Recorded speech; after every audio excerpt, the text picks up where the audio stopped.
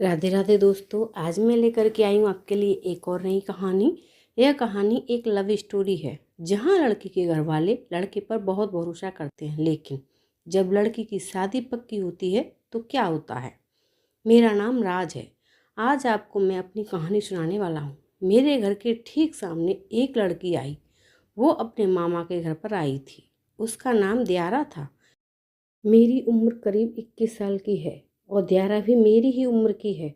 जब पहली बार मैंने दियारा को देखा, तब देखते ही मुझे उससे प्यार हो गया, लेकिन उसने मेरी तरफ कोई ध्यान नहीं दिया।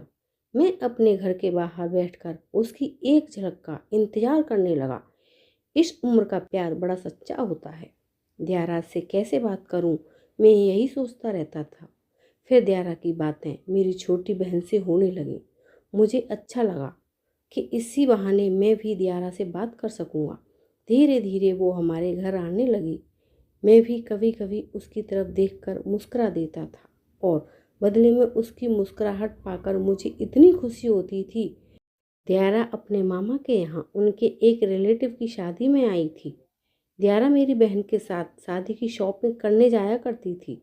मैं भी उनके साथ रहता था। मेरे लिए अब यह सब एक सपने जैसा ही था कि दियारा के साथ मैं घूम रहा हूँ, उससे बातें कर रहा हूँ।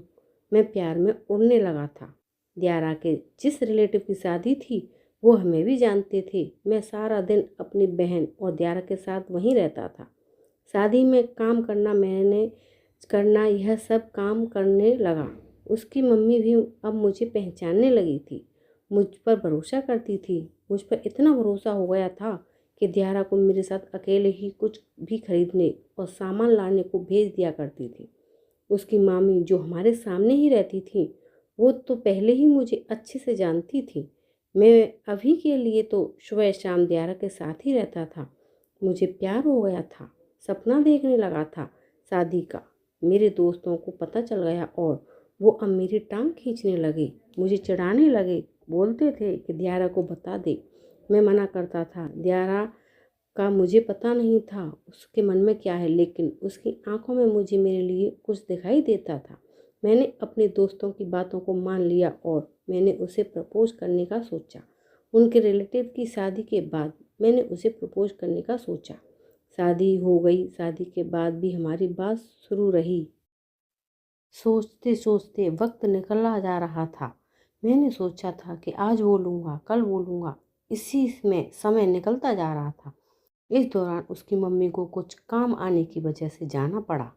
दियारा अभी भी वहीं थी।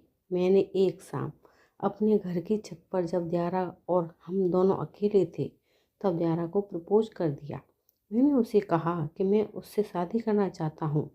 वो मुझे देखती रही और थोड़ी देर बाद बोली कि वो भी मुझसे प्यार करती है। सुनकर मेरे कानों को यकीन नहीं हुआ। फिर बोली कि उसे कुछ बताना है। इतने में मेरी बहन वहाँ आ गई और वो चुप हो गई। उसके चेहरे पर भी एक अजीब सी खुशी थी। वहाँ से चली गई।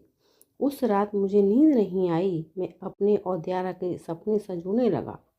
फिर सुबह होते ही दियारा की मामी मेरे घर आ गई। वो कहने लगी कि दियारा को मैं उसके घर छोड़ के आ जाऊं, क्योंकि उसकी मम्मी है नहीं, इसलिए उसे अकेले नहीं भेज सकती। मैंने पूछा क्या हुआ। उन्होंने बताया कि दियारा की शादी तय हो चुकी है और लड़की की दादी बहुत बीमार है। वो कह रही हैं कि उसके सामने ही शादी हो जाए तो अच्छा है। शादी तो अभी 6 महीने बाद थी, लेकिन अब शायद 10 दिनों में ही करनी पड़े। उसकी मम्मी भी इसलिए ही गई हैं। उनकी बातें सुनकर जैसे मेरे दिल के टुकड़े टुकड़े हो गए। उसका घर हमारे यहाँ से करीब 60 किलोमीटर था। मैं उसे बाइक पर उसके घर छोड़ने वाला था। मैंने भी सोचा कि मैं इतने दिन रुका, एक रात और रुक जाता तो दियारा को पता नहीं चलता और ना ही मुझे कि वो मुझसे प्यार करती है। दोपहर को हम लोग जाने वाले थे। इस दौरान मेरे दोस्त को भी पता चल गया था। वो मुझे कह रहा था कि अगर लड़की की हाँ है तो तू उसे भगा ले। मैं बाइक लेकर तैयार था। वो अपना छोटा सा बैग लेकर आई और पीछे बैठ गई। बाइक मैं चला रहा था और मेरे मन में कई ख्याल थे। मेरे दोस्त ने जो बोला था वो भी मैं सोच रहा था। उसने जिस तरह से मेरे कंधे पर हाथ रखा था, मुझे पता लग गया था कि उसके दिल में भी शायद यही चल रहा है। लेकिन हम दोनों ही चुप थे। खामोशी हमारी मजबूरी बयां कर रही थी। उसकी मम्मी और उसकी मामी को मुझ पर इतना विश्वास था कि उन्होंने अकेले ही इसे मेरे साथ भेज दिया। मेरे प्यार पर उनका विश्वास भारी पड़ गया। मैंने उसे उसके घर छोड़ दिया। बाइक से वो नीचे उतरी। उसकी मम्मी मेरे आते ही मुझे देखकर कहने लगी, चल अंदर चल, धूप में इतना चला कर लाया है। खाना खाए बिना उन्होंने मुझे आने नहीं दिया। उसके बाद मैं वहाँ से निकल गया। वहाँ से निकलने के बाद मेरे अंदर एक अजीब सी शांति थी। मुझे बहुत अच्छा लग रहा था। जब कभी कोई हमें अपने दिल में, अपने घर में जगह देता है, तब हमारा फर्ज होता है उनके विश्वास को ना तोड़ा जाए, वरना कोई किसी पर भरोसा नहीं करेगा। तो दोस्तों, आपको मेरी कहानी कैसी लगी कमेंट करके ज़रूर बताना। मेरे चैनल पर नए हो तो मेरे चैनल को लाइक शेयर सब्सक्राइब करना। मिलते हैं ऐसी ही एक और नई कहानी के साथ। तब तक के लिए धन्यवाद। Thank you. राधे राधे सभी को।